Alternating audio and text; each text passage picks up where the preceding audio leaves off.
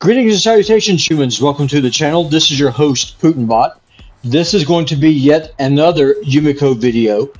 In this video, I'm going to be testing Yumeko to see, does she need to be booked? Everyone knows that books is going to make her better. That is not a secret at all. What I want to test today is how important are books going to be for this champion. So I'm just going to kind of go over and show you the skills really quick. I'm going to show you the masteries that I've got in her. I'm going to show you how I've got her built. And then what we're going to do is that we're going to do a couple of quick runs in a couple of different dungeons. And I just want to see how impactful her skills are when they're not cooled down. One of the things I want to kind of point out is that her A1, Wereclaw, all you're getting out of this is damage. My hope is when I do book this champion, either tomorrow during CVC or later on, depending on the decision that I decide to make with my account, with any luck, no books will go into this A1. The A2, Destiny's Mirror, has a 4-turn cooldown. Books will drop that down to a 3-turn cooldown.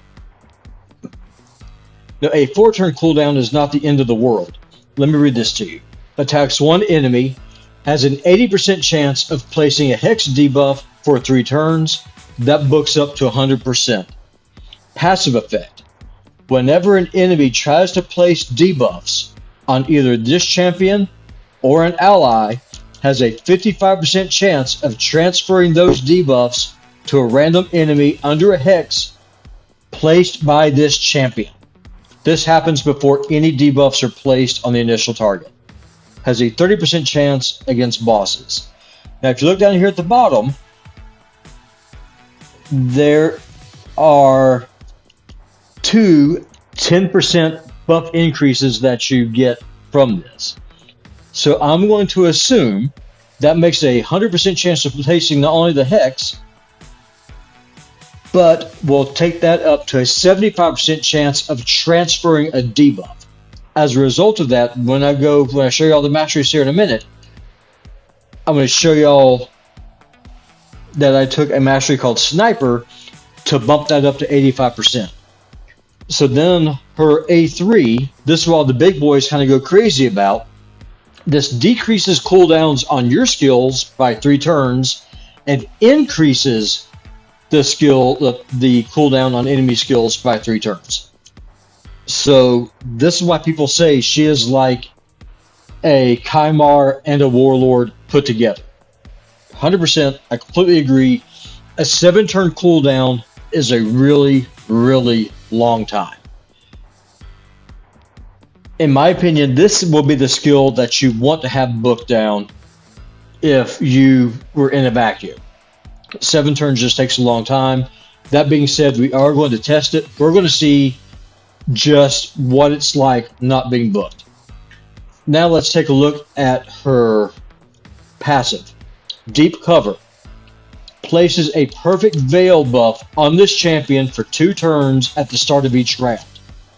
This champion is immune to all debuffs if they are under a veil or a perfect veil buff. The first thing I want to test on this is Agrith, the Nether Spider, because when you first go into her lair, whatever you want to call it, when you go to fight her, you get 5 poisons put on you before the fight even starts. I want to see how that interacts with Yumeko's veil. Will Yumeko be poisoned, or will she not be poisoned? And then I want to see how impactful is Destiny's Mirror. Typically, whenever I go fight Agrith, I have to run a Doom Priest because of her passive. At the start of her turn, she cleanses a random debuff. I want to see if Yumeko's A2 will allow me to take Doom Priest out of my Agrith squads and see how this works. Also, I want to see how it works whenever you fight bosses that have minions. For like the Ice Golem is a really good example. Will Yumeko target the Ice Golem, or will she target a minion? Let's test it. Let's see what happens.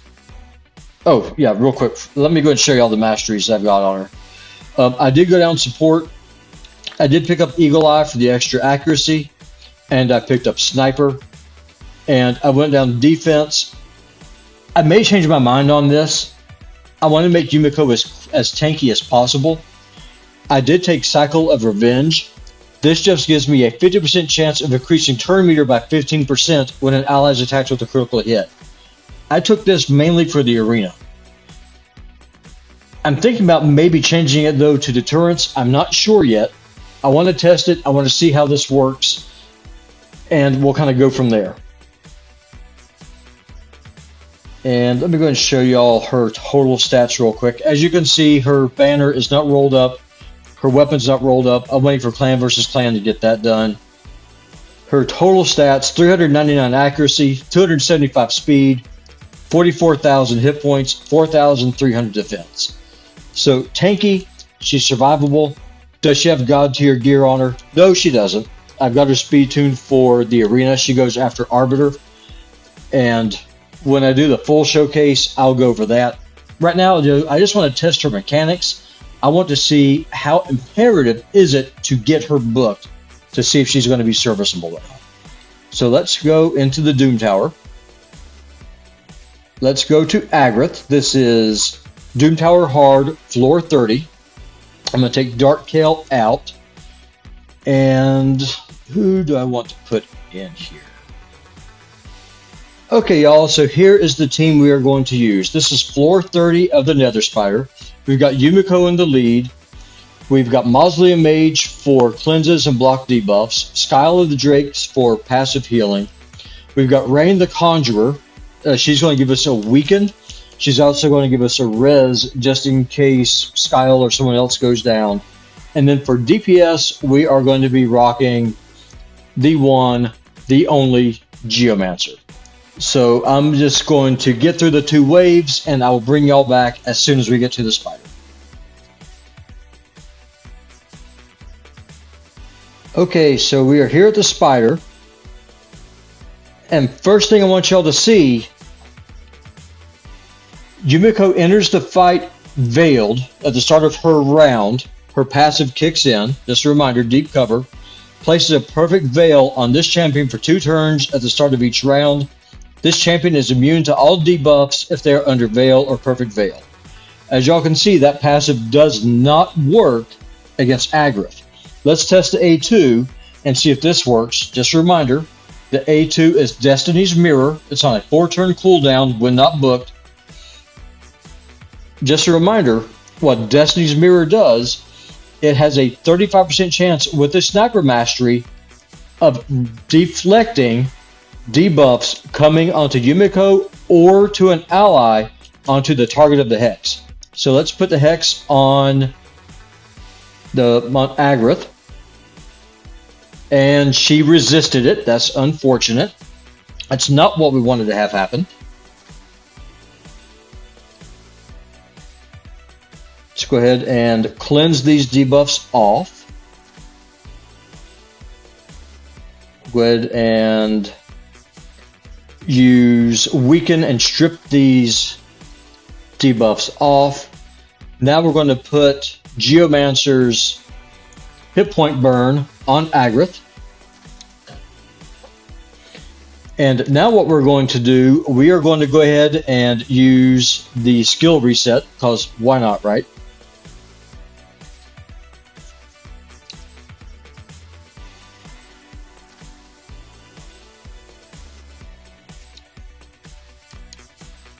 Let's go ahead and cleanse these debuffs off again.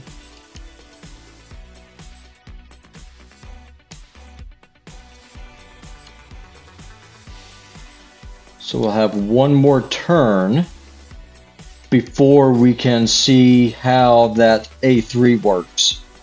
Or I'm sorry, we'll have one more turn to see how the A2 works for Yumeko. So one more turn after this and we will see what happens. It's unfortunate that we got that resist.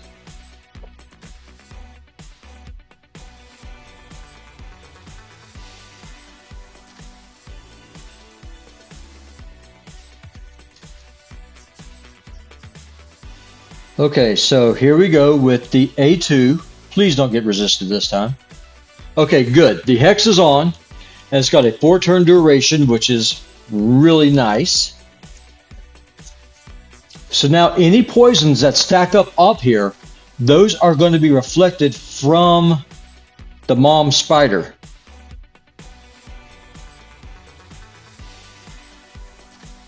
So poison sensitivity got deflected, and the poisons are getting deflected as well. So it definitely is working. The question is going to be, is it going to be enough for Doom Priest not to have to come in here? We will see. We will see.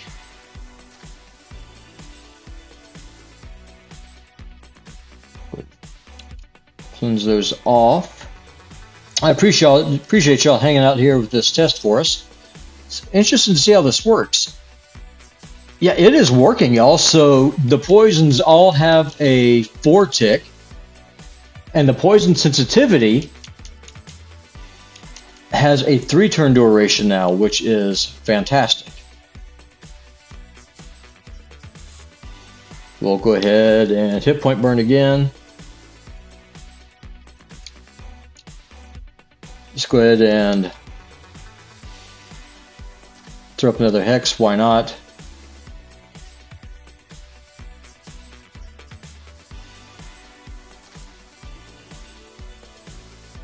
So now let's see. Y'all, this is working great. This is working like an absolute champ. I cannot see a single reason why we would bring Doom Priest back in here. Let's go ahead and drop cooldowns again. Let's go ahead and cleanse off some debuffs, get some heals. Let's just go into auto. This is over. This is over, ladies and gents. The fox has neutered the spider. It is not a problem. So takeaways about this fight. The A2 Destiny's Mirror, from what I'm able to tell from my testing, is just as good as having a Doom Priest on your team. My Doom Priest isn't relentless, and I can tell you right now, unbooked, that A2 is working just as good as having a level 60 Doom Priest going at 220 speed. So right there, we are golden. The 7-turn cooldown on the A3 is troublesome, but in that fight, it really didn't matter. It wasn't impactful. Let's hop over into the arena. As if you have her, I can pretty much guarantee you're going to be running her in the arena. This team looks scary. I'm using a Force Nuker, so let's not go against a Valkyrie. Here we go. Here we go. Let's try this one.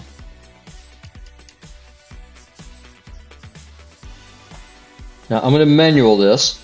So if you're running an Arbiter, you're going to open up with your A3. That's the turn meter boost. I'm now going to use Dance of Time. I'm going to reset Arbiter skill, and with luck, we're going to put the enemy team skills on cooldown. Great, we got them all. Attack down, defense down.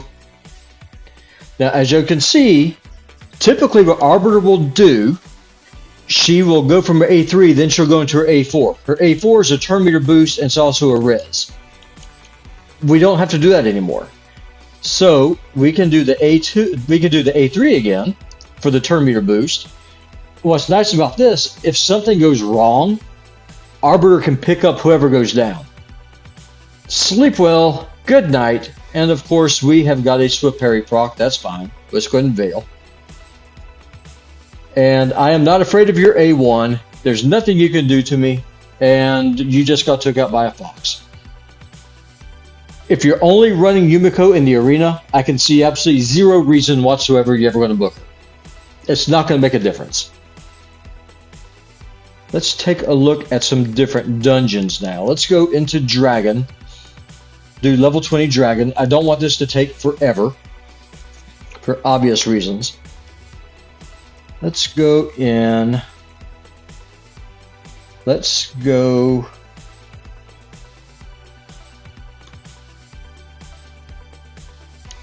I took Thylesia out because it's a reminder for... Actually, no, let's leave her in. I'm going to test something. Because whenever you spread a debuff, whoever spreads the debuff at that point owns the debuff.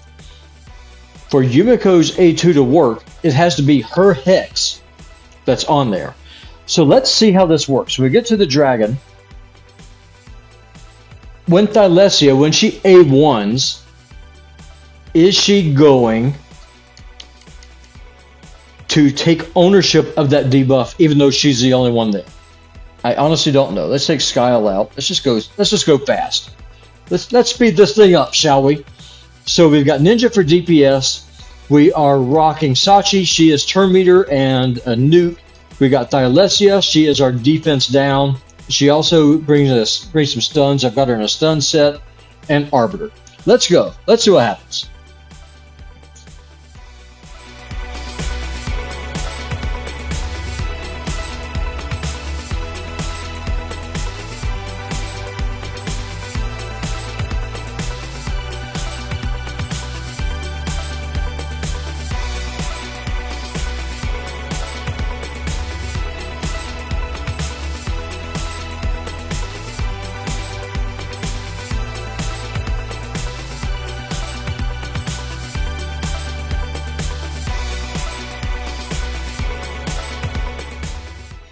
Okay, so we are at the dragon. Not bad. It took us a minute to get here. So let's just go an A1 with Arbiter. I'm just going to go ahead and A1 right now with Yumeko.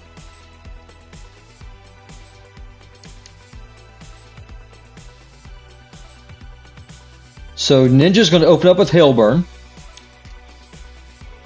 We're going to speed everybody up using Arbiter's A3.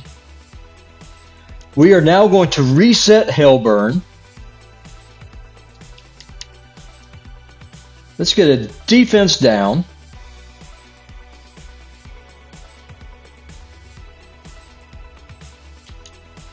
Now here's something interesting with Thylesia. As you see, there's a hex there.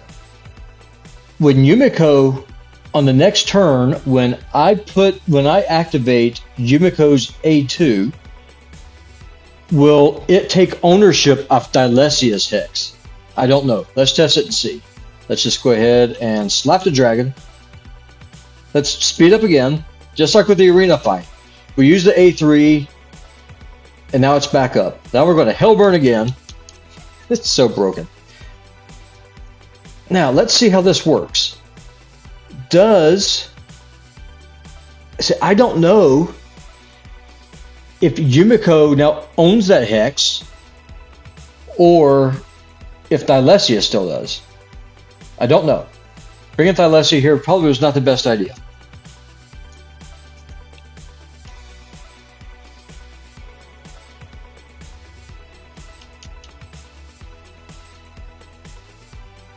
Let's see what happens. Let's see what happens, ladies and gents.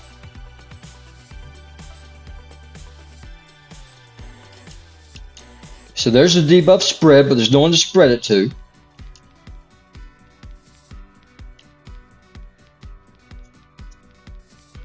How will this work? This is A1. Hex is still on the dragon, but I don't know if it belongs to Thylesia or if it belongs to Yumeko. Let's see. Let's see. Come on, dragon, take a turn. Come on. Set me on fire. Hailburn again, why not?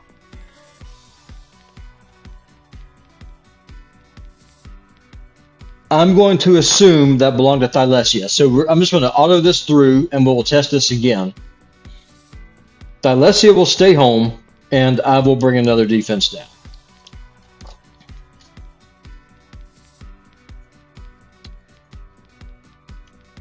Let's see what we got. That's garbage. Goodbye. Let's edit the team. Let's take Thylesia out. And let's just bring in Fushan. What? It doesn't matter. I don't care. Let's just get to... I'm going to fast forward to the dragon. We'll be right back. Okay, so we are to the dragon. This time we are not running another Hex champion, so let's see what happens. Let's go ahead and... Actually, it's just A1 this time.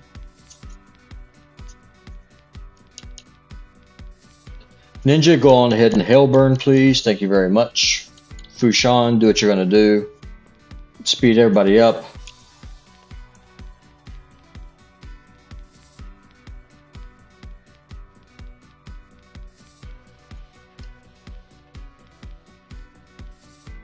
Let's go ahead and use the A3. Now we're going to go ahead, we're going to reset everybody. Arbiter is going to speed everybody up. Now we're going to put on the Hex. Okay, it's on there, as y'all can see. Let's get some turn meter. And Ninja is going to A3.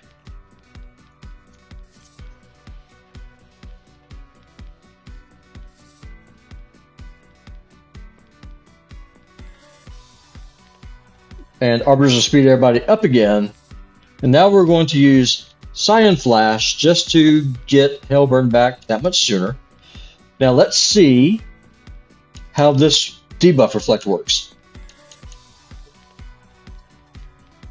I mean, as you can see, it didn't get everything, but it got quite a bit. We were able to reflect 3 of the poisons back. That's not bad at all. And we're just going to Hailburn yet again. Yeah, for Yumeko's A3, you definitely want that to be booked to get the most use out of it. I mean, this team is going quick, as y'all are able to see, and it just takes too long to get back to it. And that's with a crap ton of turn meter.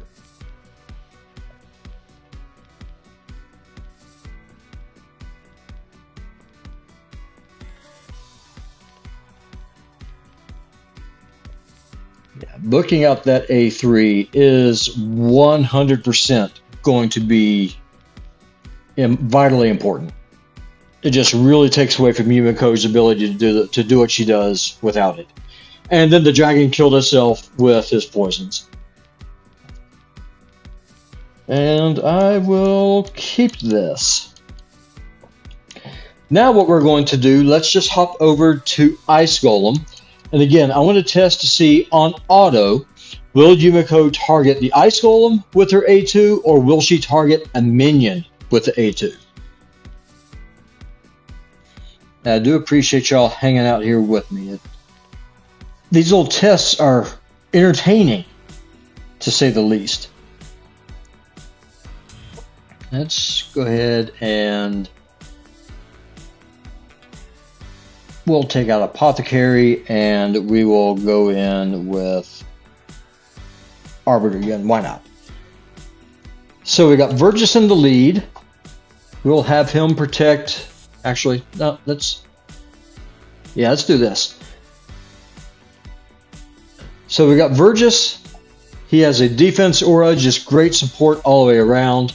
We got Yumeko, who is just a foxy goddess, pardon the pun. Arbiter, and then we've got Darktail, and we have got Venomage. So here we go. Let's see what happens. Let's see what happens, ladies and gentlemen.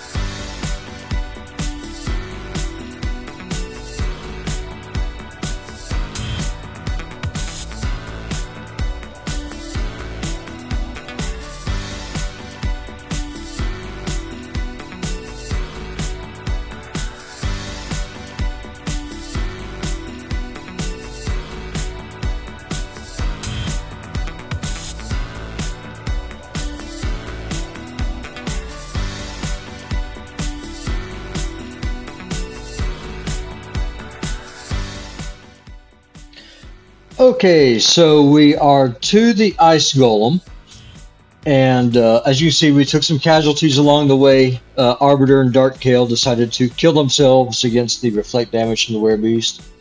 Rest in peace. Doesn't really matter. So let's go ahead and use Venom Mage. Let's get some poisons up. As you can see, unfortunately, all of our skills are on cooldown. That's not ideal. Just go ahead and auto this. Oh shit, so we her next turn. No, one more. Let's go ahead and dance some time. Now, of course, you're going to decrease accuracy debuff on us. Should not matter. Let's see. Now, will she target the boss or will she target a minion? Let's turn this down to 1x speed. She targets a minion. That's unfortunate. So if you are using her, and if you care about her A2 at all, you're going to want to click on the boss, not on the minions. So I'm going to assume not only for Ice Golem is that going to be the case, but also for the Eternal Dragon because of the ads that he summons. Is it a huge thing? Not really. Not in particularly. But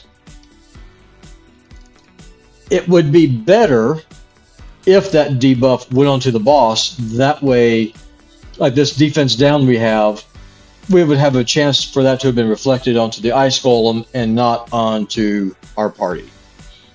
But yeah, you can't have it all. You can't have it all, but you can sure wish that you did. So I'll go ahead and cut this off here, and we will move over onto Fire Knight and then to Spider, which really that's all going to be about her A1. So thinking about it, actually we may just end it here. Yeah, we're going to end it here. I'm going to give you all my final thoughts on running Yumeko unbooked.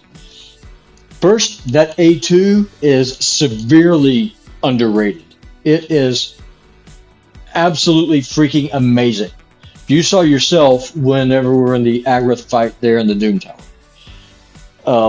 If she targeted the boss as opposed to the minions with it on Ice Golem, it would be even better. That's not a deficiency of the skill though.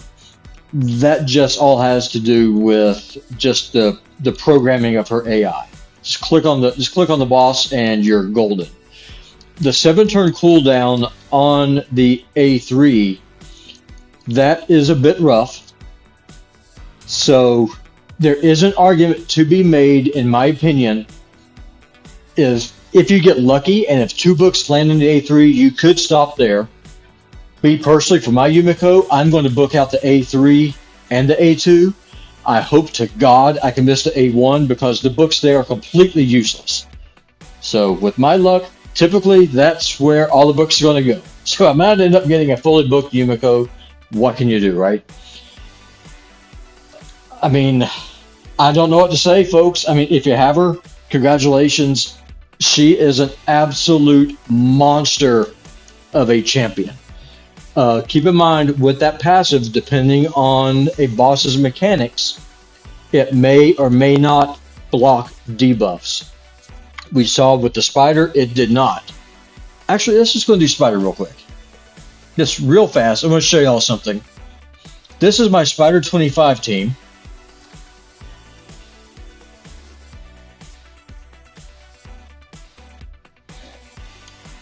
Whoops. Wrong place. Spider 25, here we go. So I run Ignatius in the lead. He's there for the defense aura, and he's got the hit point burn. I've got 2 cold hearts, and yes, you are seeing right. You are seeing a level 30 Gnarlhorn, and the only reason he's here is because of this skill right here. I was running Renegade on this team because of the cooldown reduction. The problem is, the Heartseekers, wherever they crit, they have a 3% chance of the turn meter depletion not happening. So if that happened, the run would always fail just because the spiders would go, I would lose the unkillable, cold hearts die, bad things happen. Because of Yumeko's turn meter steal on her A1, since I picked her up on Friday, I have not had any failures whatsoever on these fights. And as you can see, there's a spider tournament going on right now. I've been farming the crap out of spider. I need more silver for CVC. And frankly, who doesn't want to kill spiders, right? Let's just go ahead and hop in. I'll show you all what I'm talking about.